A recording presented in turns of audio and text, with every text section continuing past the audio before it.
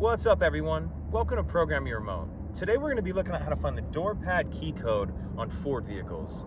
We're going to be doing it on a 2020 Ford F-150 here, but it does work on many different vehicles. So in order to be able to do this procedure, you're going to need two already working keys. And this procedure is going to be for the flip keys. If you have push button start, then this will not work. So once we have that, we have our two working keys, we can get into the next step. So now we're ready to get started. We have our two keys here, and we're gonna take the first working key, put it in the ignition, turn it from on to off, remove the key.